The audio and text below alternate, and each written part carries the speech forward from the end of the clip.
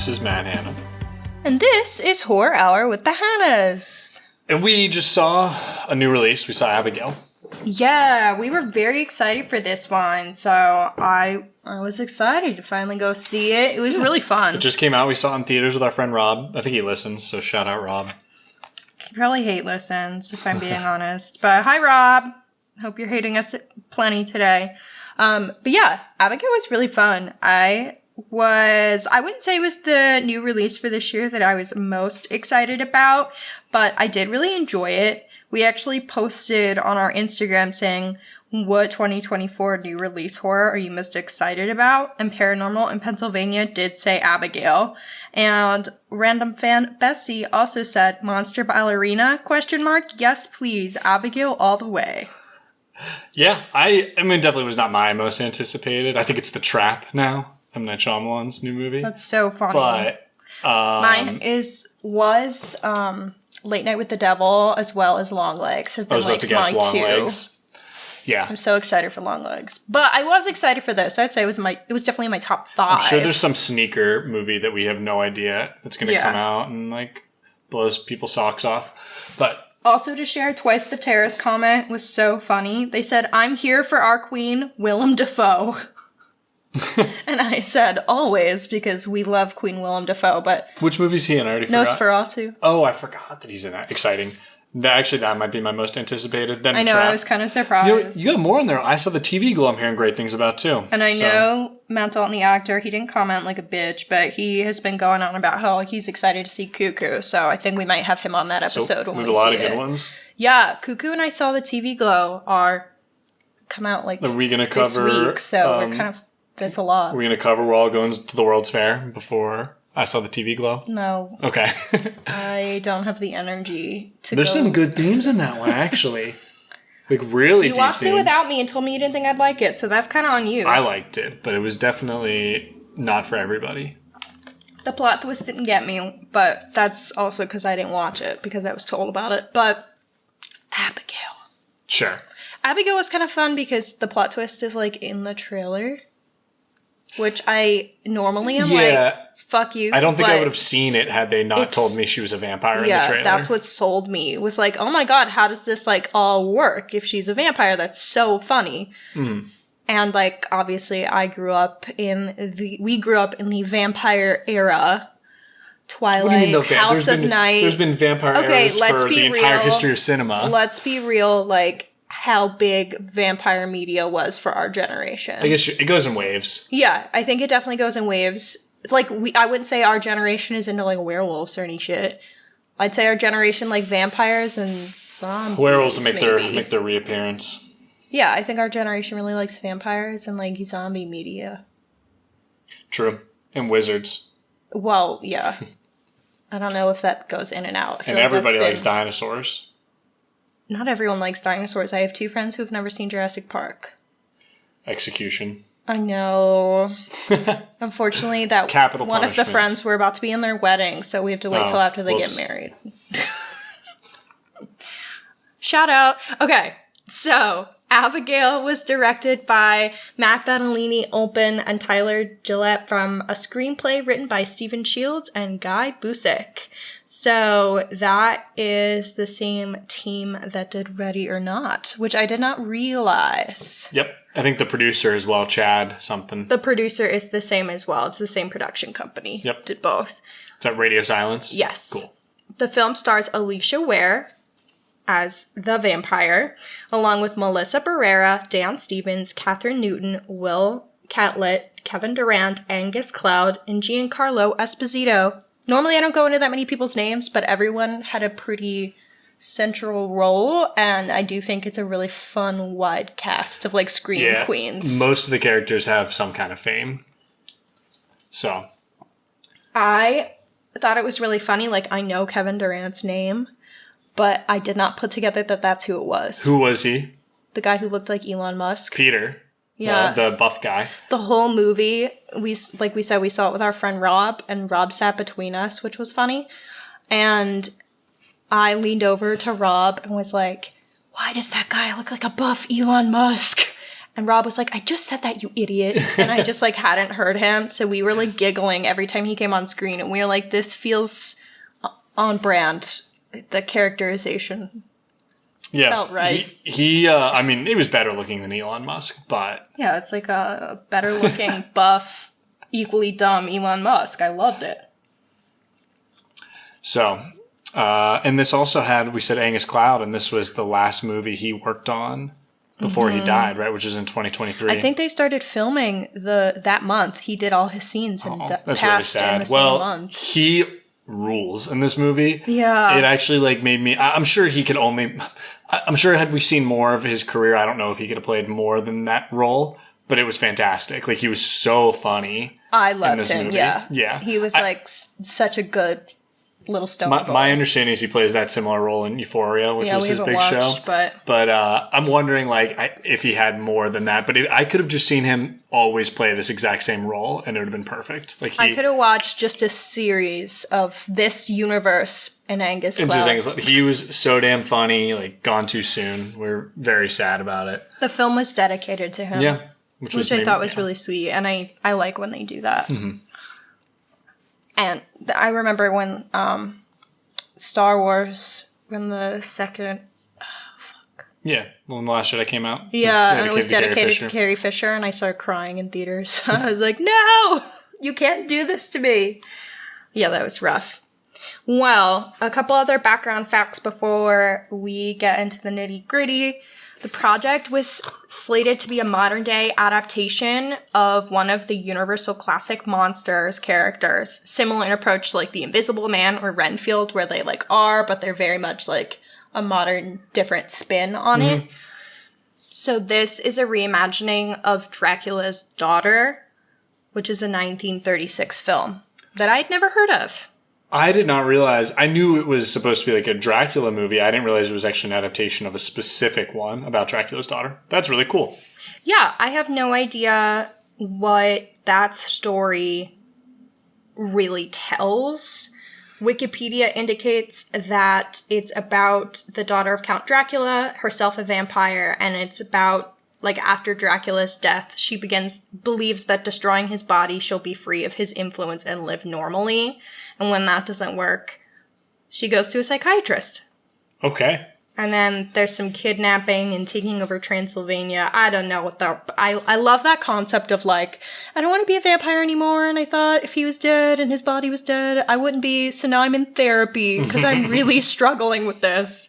I love that concept before it got into the kidnapping, but that's fine. The Universal, like, old dark universe, whatever we want to call it, is a huge blind spot for me in terms of movies. Yeah. So maybe this Halloween we should go watch, like, the original Frankenstein. Or I think we should, especially too, like, we love Universal, so I definitely want to be... And they're putting in a dark universe. So I want to be familiar before we get, like, the dark I've heard Universal monsters. Like, I've gone through and read, I've heard a couple of them are, like, pretty fantastic. I think a couple of the Frankensteins...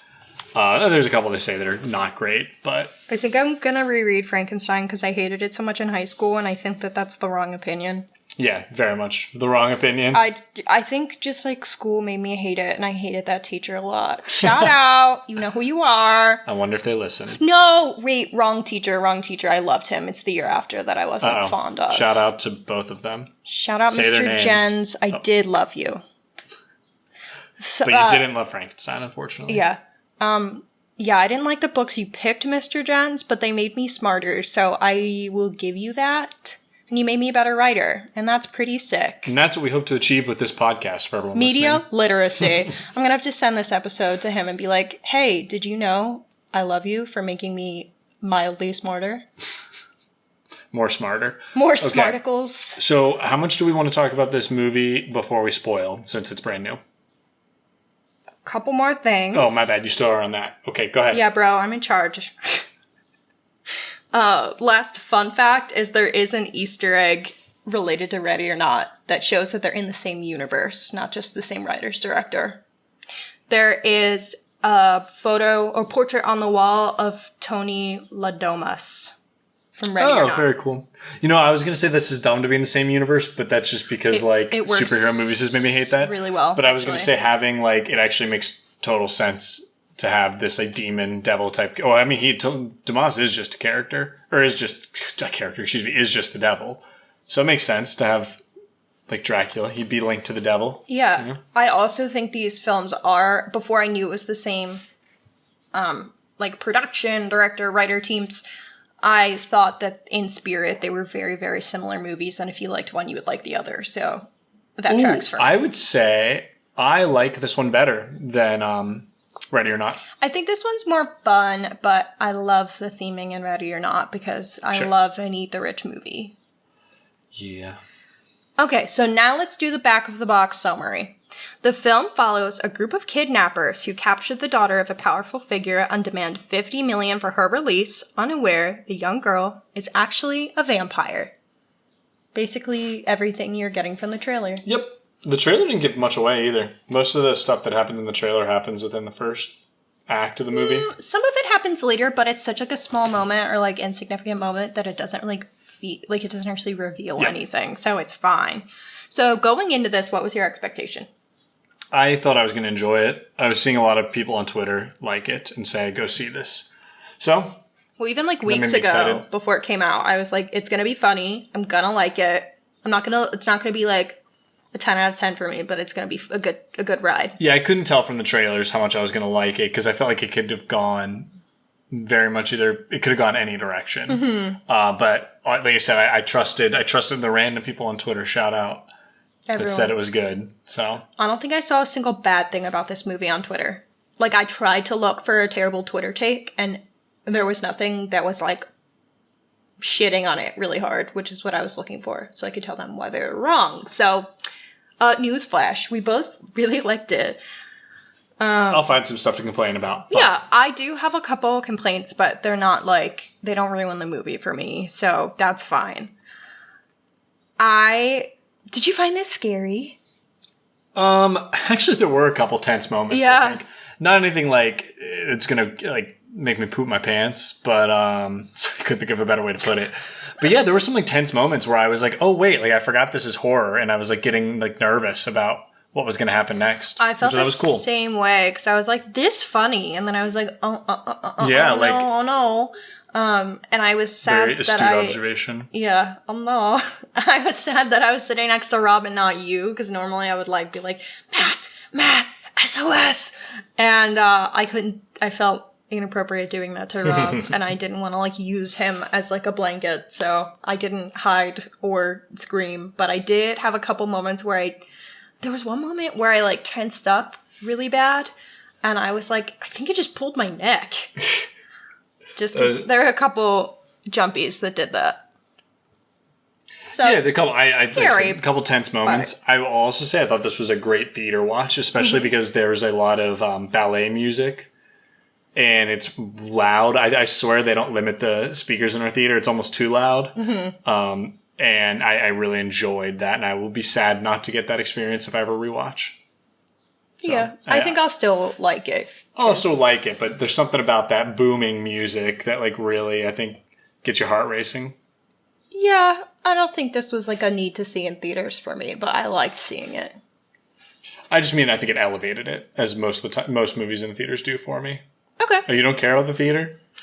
I do. I'm just not saying that this is one of the movies that I think is a must-see in theaters. Oh, I didn't say that. I said elevated. But I don't think it elevated it as much as... Oh. Well, that's your opinion. I don't think it... I just mean... I was trying not to talk about it, so I made a face like, go on, but you picked. No, I would say, like, there are certain movies that I would say, like, yeah, your first watch, definitely watch this in theaters, 100%. And this one didn't necessarily see in theaters, so it makes more money. That's true. And then they make more movies like this. See Challengers in theaters, too. I haven't seen it yet, but I'm hearing it's good. The homies are loving it. All right. We can't cover that, unfortunately. I'd love to cover Challengers. Anyway, liked the movie. What about it did you like that's not, like, spoiler heavy? I think it wasted no time in the first couple acts. Immediately, like, we're into, like, action and characterization, and we're just, like, moving forward. And anytime it did slow down, it was for the sake of letting us like the characters and learn about them. Any sequence where Abigail is dancing is the best part of the movie. and I love that shit. Like, anytime she was dancing. I don't know, is that a spoiler? She's ballet. Yeah, it's not a spoiler. Honestly, I loved her. I thought she did a really great job. She was crazy. Yeah, the actress. Say her name again. Alicia Ware. She was unbelievable. And at first I was like, okay, like, yeah, she's fine. But when she went full on, like, vampire mode, I was very impressed. I think it's always impressive when a child essentially has to play an adult, pretty much. But also, like, is the film. For sure. Oh, like, yeah. She's like the lead. The cornerstone of this film.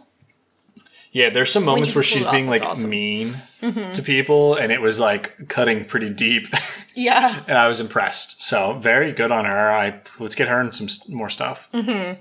Yeah. I'm sure these guys, they're going to keep making horror movies. I'm sure they're going to grab her for something. Yeah. I honestly wouldn't even be surprised if we get some kind of sequel or spin-off, since they want to do this new dark universe since the first one failed. And they're doing a Ready or Not too, so this team is clearly... Oh, well, that seems dumb to me, but okay, I will wait.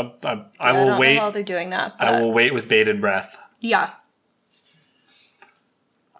I also just liked the general energy of the film. I felt like it was really upbeat and fun. I feel like it does have that same energy as Ready or Not. Like, they are spiritually very similar. Not necessarily in themes, but in just, like, the energy that they're bringing and the level of, the enjoyment. It's an inverse Ready or Not.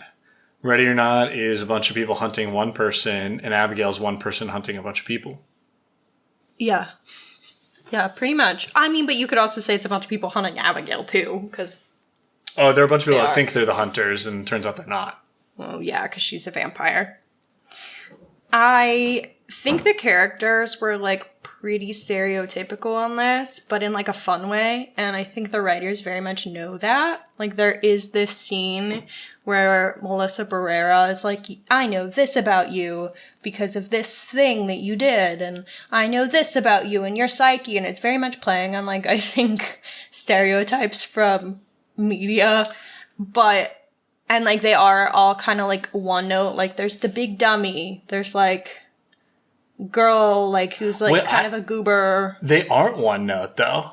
They are, like, on the surface, but I think they do such a good job with characterization in here that there is, like, more to it. I mean, you're going to make me spoil. Let's talk about what each character does. Don't. This is not the spoiler section. But no, I think that they're, like, yes, they on the surface are all stereotypes for movies or stereotypes for horror movies, but there's, like, they all have, like, at least a small twist to them.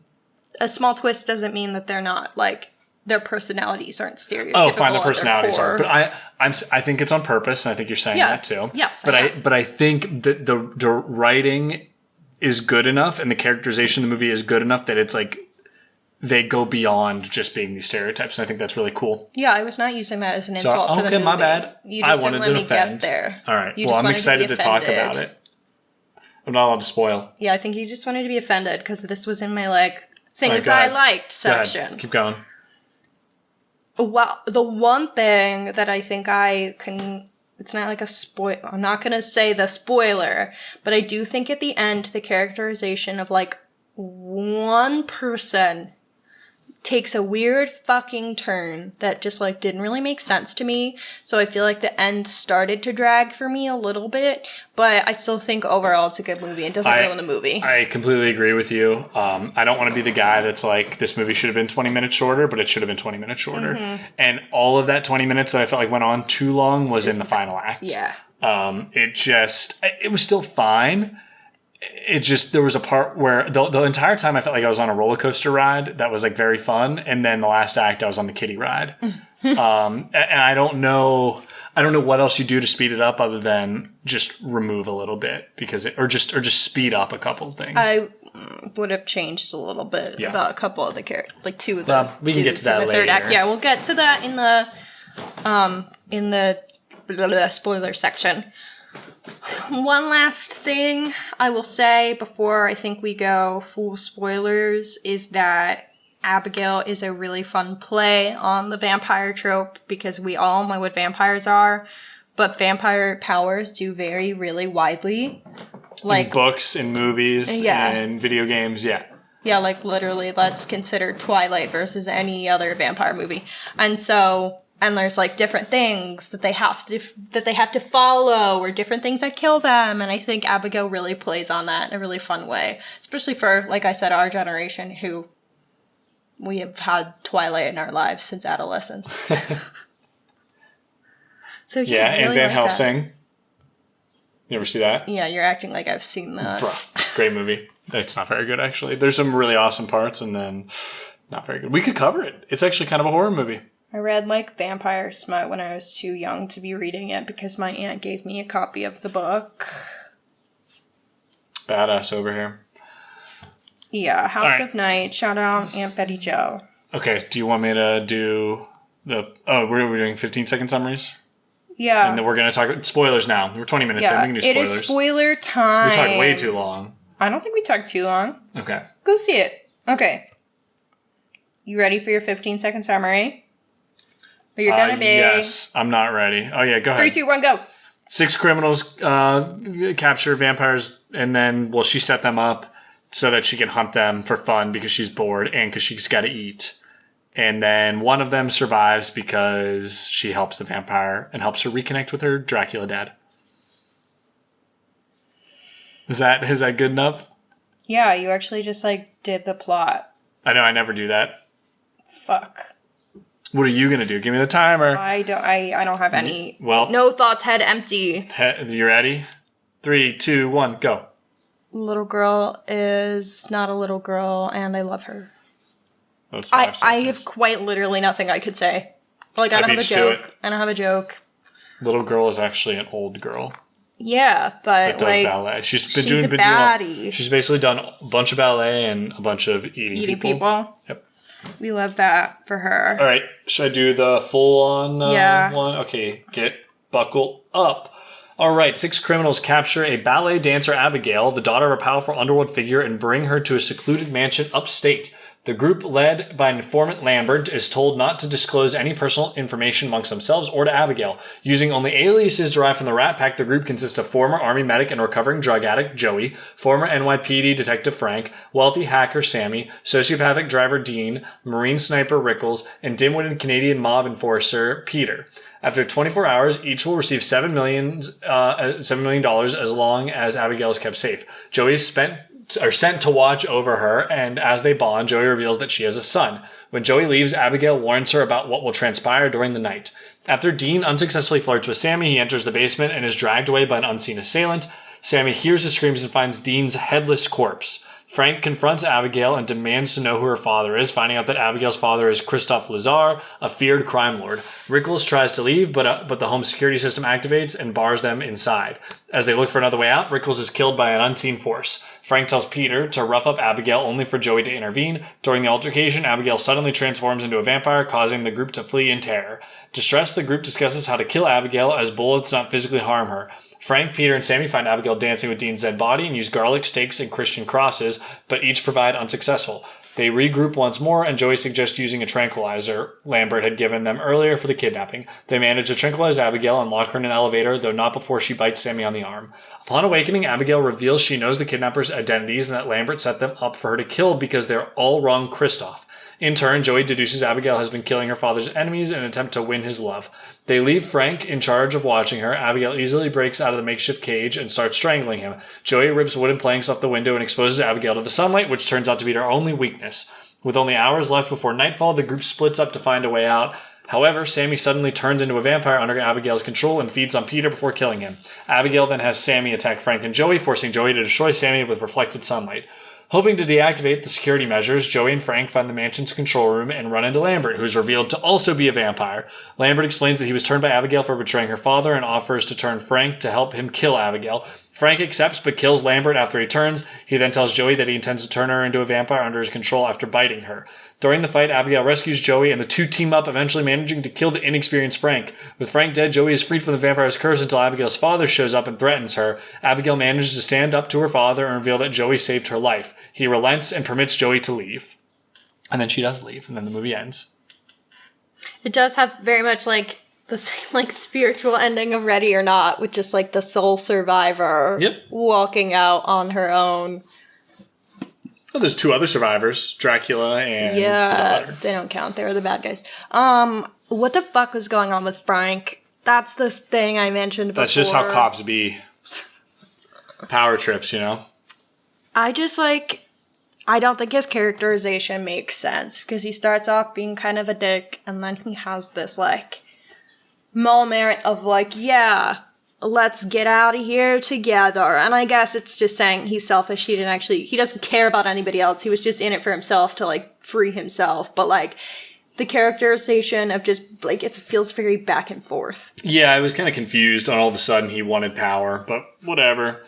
It is because they wanted Abigail to not be the bad guy, because she's not exactly the bad guy, you know? She's got her own issues. Yeah, but I think I could have been sympathetic to that without Frank being a dickwad. Yeah, it was definitely weird. That's what I said. He's just a cop. He craves power. I just think they could have, like, done his character, like, if that's the arc they wanted him to have at the end, I just think they could have done different with him along the way, because I think Dan Stevens was really fun in, like, the end sequences where he's evil man's. Yeah. I think he was really fun and he looked scary. Maybe they didn't portray him as evil enough beforehand, or they would just assume that since he's an NYPD detective that we would make the leap that he's probably not a great person. He's not a detective anymore. Well, he was. Former detective.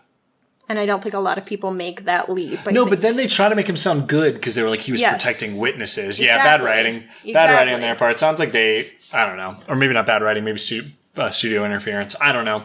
I can speculate. Yeah, didn't really get that, and it really dragged down the end for me.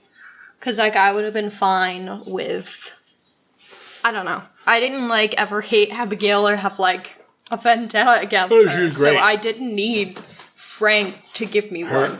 An amazing moment is when she's dancing with the headless corpse of Angus Cloud. Yeah. And then immediately they try to kill her and she just toys with them and just, like, beats the shit out of them and lets them leave after dancing. And I was just like, this is amazing. Yeah. I also felt that way about the opening. Sorry, let me say one more thing. I also felt that way about the opening when they kidnap her. It was, like, tight. It was like Ocean's 11, but kidnapping a child. And I loved it. Like, I was and that was immediately how that movie started. And I was like, this is hype. I am, like, I'm having so much fun. Yeah, it was very Ocean's 11 until it wasn't, and I did really like that.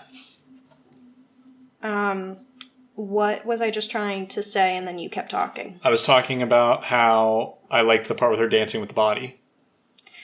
Oh, yeah, I really like that scene, too, because, again, that's where they're, like, playing on the vampire tropes, and they go in with, like, a bag of garlic and steaks, and he has his cross.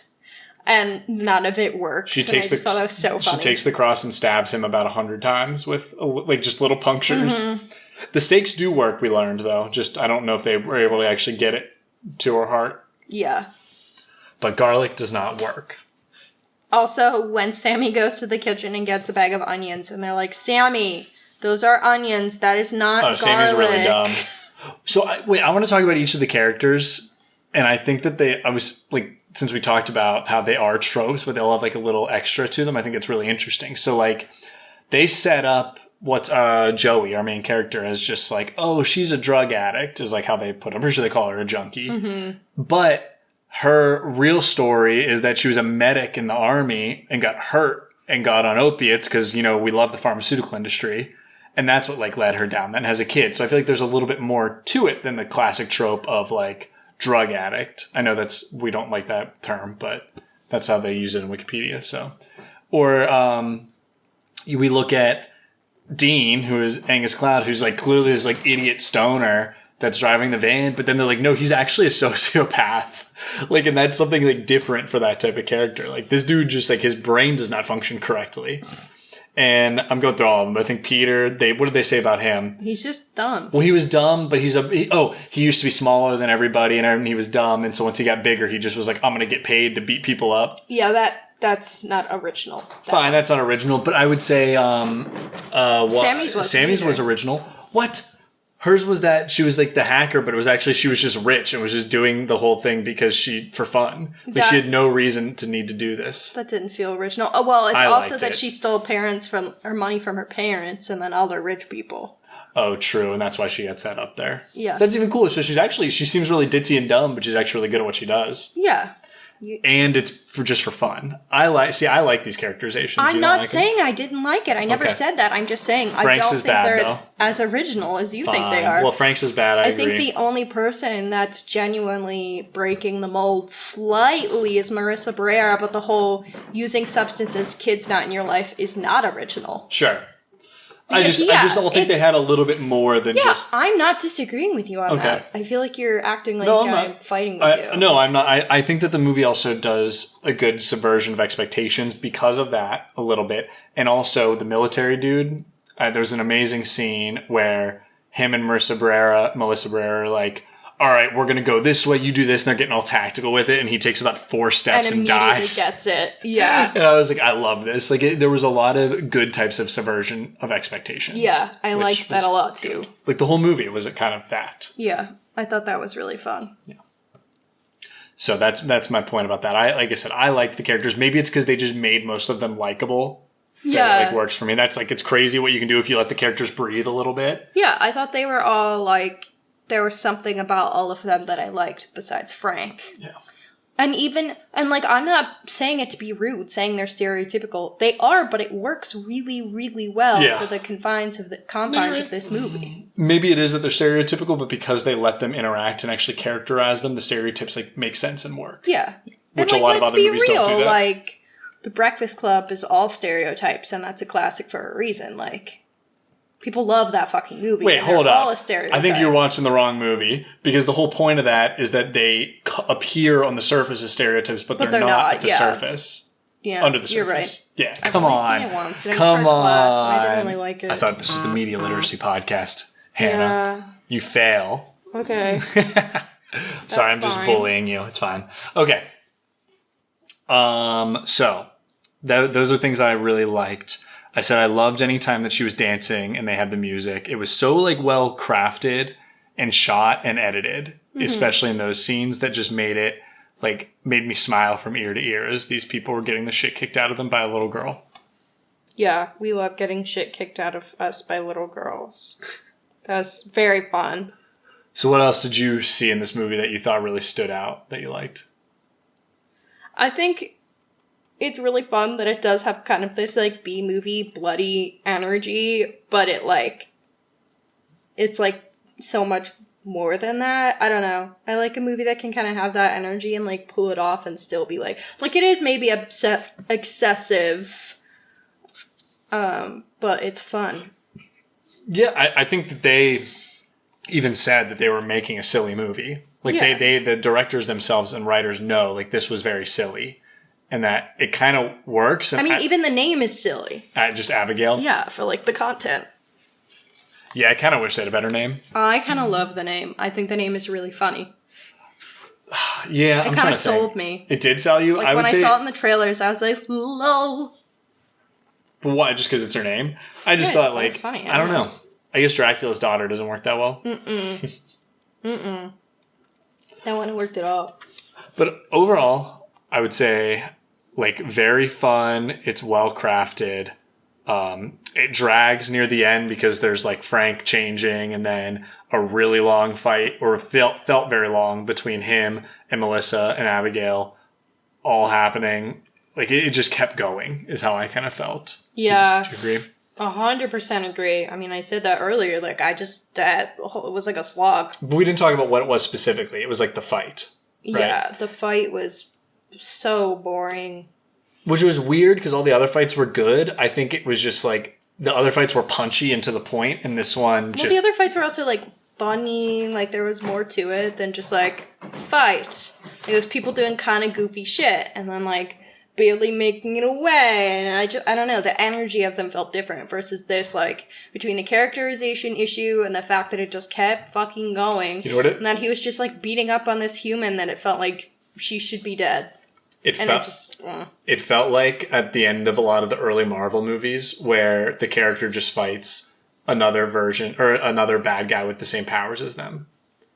And that's like what it was like. Yeah. So it's kind of just boring. It's like Superman fighting Zod. I know that's not Marvel, but yeah, I like how you pulled like a superhero movie that Iron Man Marvel. fighting what was the first Iron Man movie where he fought what's his name in another Iron Man suit? I have no idea. What? Or Hulk fighting... Oh, I can't think of his name either. The big guy. Who are you talking about? You've never seen the first Iron Man? The big guy. The Edward Norton Hulk movie. Oh, that. The Hulk movie. The Incredible Hulk. I don't even consider Abomination. that. Abomination. That's like so... All right, well, I'm talking about Marvel for me. I'm talking about early Marvel movies. Yeah. Or Thor fighting Loki. I guess their powers are a little bit different. Yeah, Thor and Loki are pretty different. But for the most part, that was like a big thing in the Marvel movies. Like fucking Black Panther fighting Killmonger. Like that was... Yeah. That movie is... annoying. Yeah, that's what I felt like. And it's like my eyes rolled into the back of my head. Mm-hmm. But everything else up until that point was very, very, very fun. Yeah, 100%. I agree. I was enjoying the ride. And so I was sad that the ride slowed down. Yes. It kind of feels like if you were on the Pirates of the Caribbean ride, it starts with the drop. And then you're like looking at all this cool pirate animatronics, which is chiller. But imagine you're on that, but then all the animatronics broke for your way through. So you had the drop. And damn, that's harsh. The rest of the ride, there wasn't anything to see. I mean, yeah, but the drop was like 3/4 of the ride. Yeah. It's like that sounds so much harsher. All right. I'm trying to think of other things I didn't like. That was the main one, was I just like kind of lost interest by the end. But everything else Which sounds also so bad, but... No, but everything else was so fun. Yeah, that's what it is if you make a really, really fun movie, you gotta stay fun. I want to say something else I was impressed by was, a lot of times in these movies, everyone gets like picked off one by one. They didn't do that. They only killed Angus Cloud, and then everyone else stayed alive for like a significant amount of time, and they got to like interact and be fun and do things together instead of it. 3 of the 5 stick around for almost the entire movie. Yeah. Yes, which I thought I liked that. That was definitely another subversion of expectations for me. Because I just assumed they would get picked off one by one, like any other movie like this. So, I'm trying to think if there's anything else I really like or didn't like. Do you want to talk about favorite scenes? I like I do really like them trying to gather weapons that can hunt a vampire.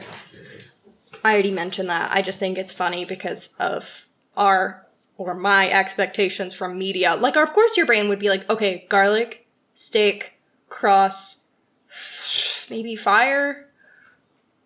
But you steak them and then light them on fire is in some media.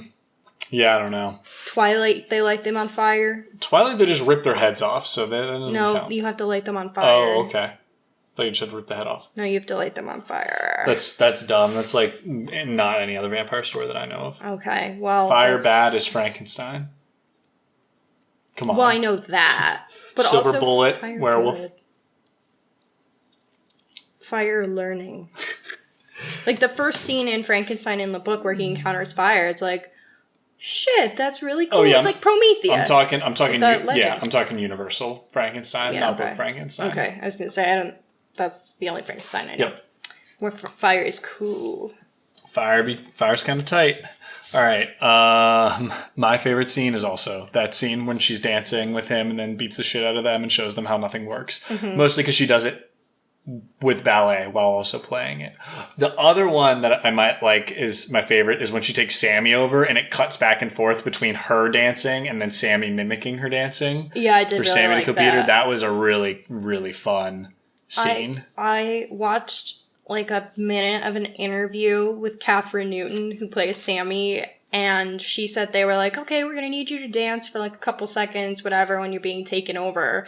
And so she prepared like a minute of like a couple different like moves and stuff. And they were like, great, we'll use all of it. And she was like, no. I just was like, pick one of these options. And they were like, it's all great. That's funny. Well, she was very good. I'm glad that they kept it. Yeah, we love our little scream queen, Catherine Newton.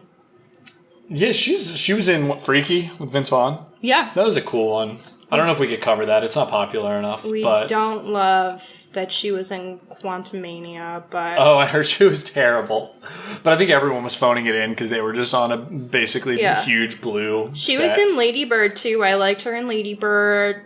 What was she in 3 Billboards? I don't remember. Because 3 Billboards... She was in Blockers, though. Blockers was funny. Yeah, she's really funny in that. That movie in general is pretty funny. She's got a decent little filmography. I hope she keeps doing stuff. Yeah, and like I would say like a good quarter of it is horror, and then like a couple of it is like these major Oscar-nominated films, so good for her. Nice. Okay, let's talk about some themes, and I don't have much to say in themes unless I can come up with one on the spot. It's like family. It's like the most surface level family.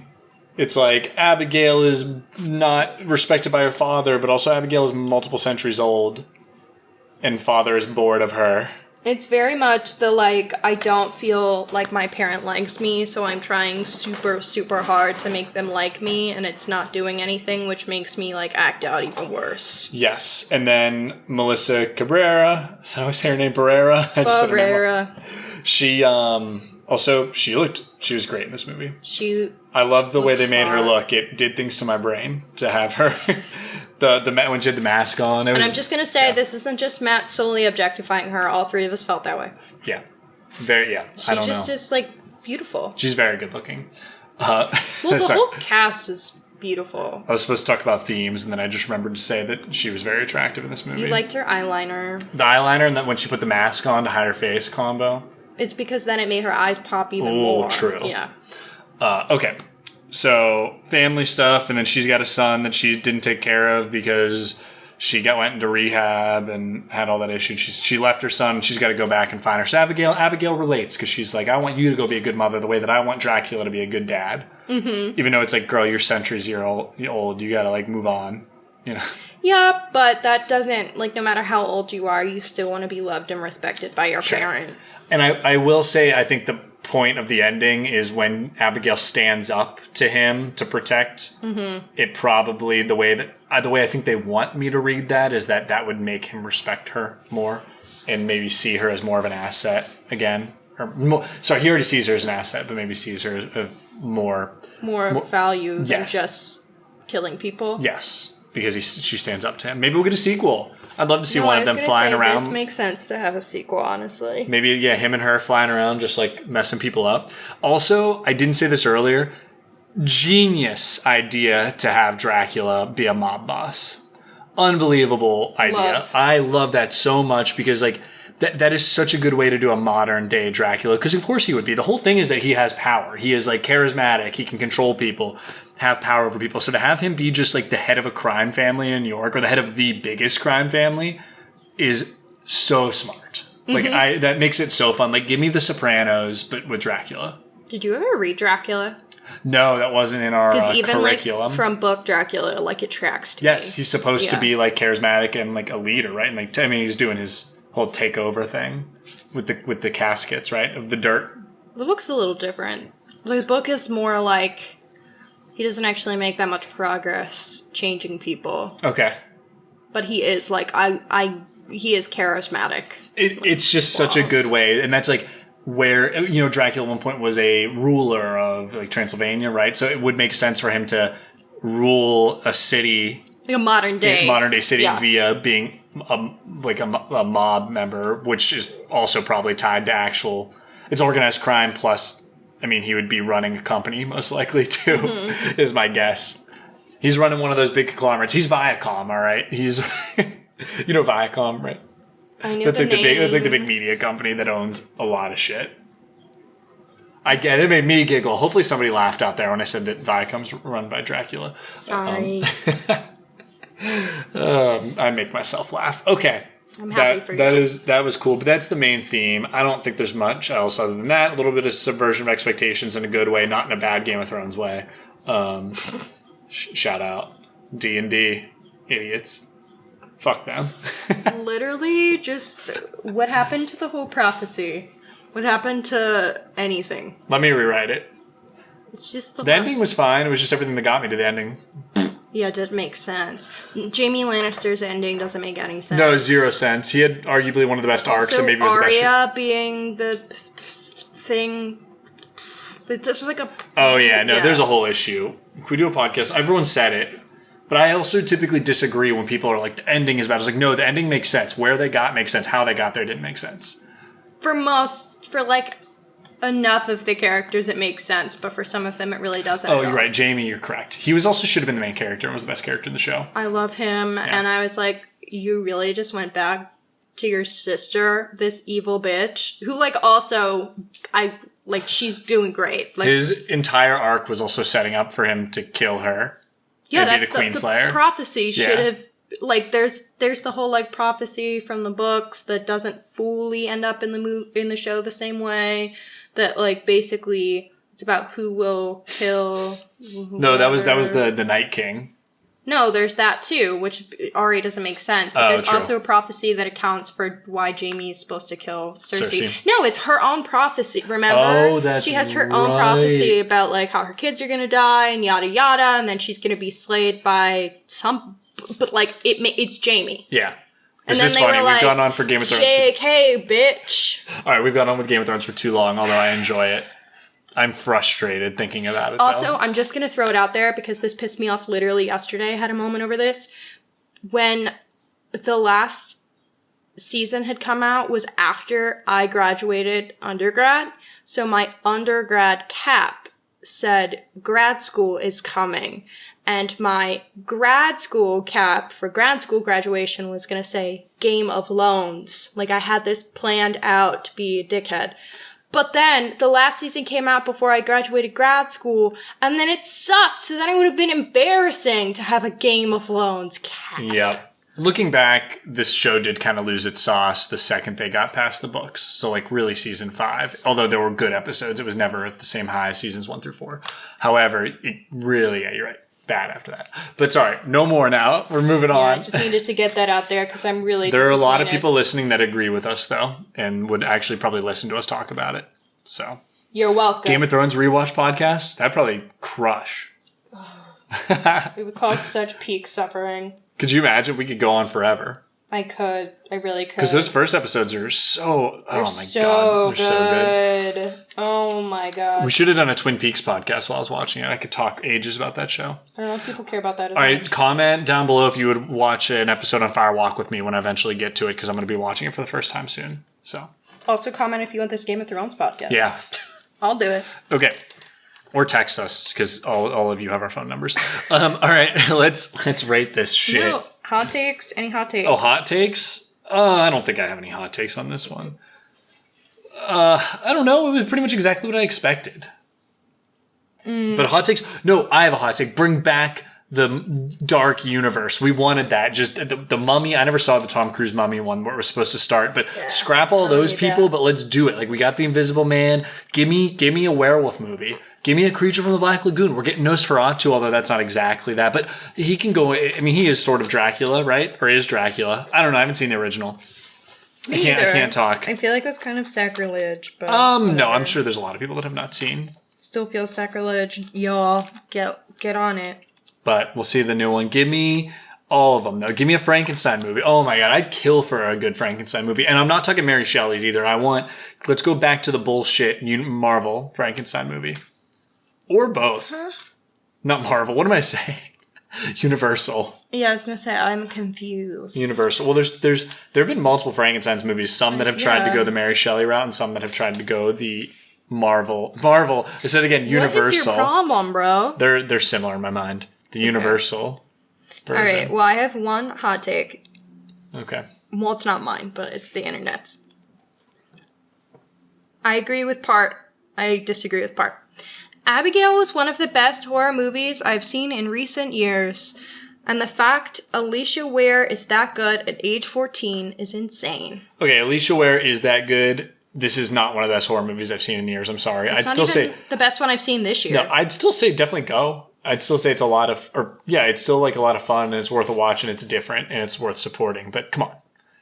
I cannot get away from Skinamarink, like, as one of the best movies I've seen, or best horror movies I've seen. And the year before, like, Also Talk to Me came out in the last couple of years. Whether you love that or not, I'd say it's the better made film.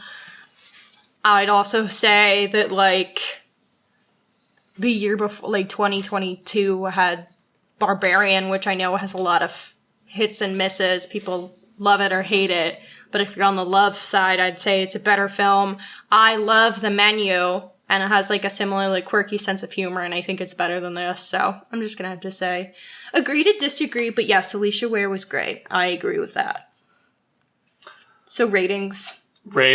I'm going to give it a 6.5, 7 out of 10. 7 out of 10. I was going to go 7 or 7.5 out of 10. I was going to say 6.5, but then I was like, that seems low. That feels too low. What'd I give it on Letterboxd? Let's find out. This is what the new game we play. Did you give it a 3.5? Because I gave it a 3.5. Okay. There we go. So it's a 7. Yeah. I like a 7. Maybe a 7.5. It feels so high, but you know my scale is I usually rank high on everything. My scale makes no sense. It's all nonsense. For books, I'm like so easy on a book, and for movies, I'm like rougher on them. I feel like a 7 for me is like a 5 for most people. Oh, interesting. Well, people loved this, so I would say most people would have given this a 7 or more. Well, according to the Twitter. I gotcha. Well, that's all I got to say. Not going to be my favorite of the year. My favorite thus far is Late Night with the Devil. But we do have Cuckoo and I Saw the TV Glow that we'll be seeing very soon. So who knows if that will be... I think I Saw the TV Glow is going to be probably one of my favorite of the year, if I had to predict. And you didn't even care about it when the trailer came out. We still got The Trap coming, or Trap, whatever it's called. Long legs. No, Trap is where it's at. Nicolas Cage supremacy. All right, I'm done here. Okay. Bye. Oh, man. Thank you for listening to Horror Hour with the Hannas. Make sure to listen to future episodes on Spotify, Apple Podcasts, Amazon Music, iHeartRadio, or wherever you can find podcasts. You can follow us at Horror Hour with the Hannas on TikTok and Instagram for more content. If you like the podcast, please follow and leave a review on your favorite podcasting app. Happy hauntings!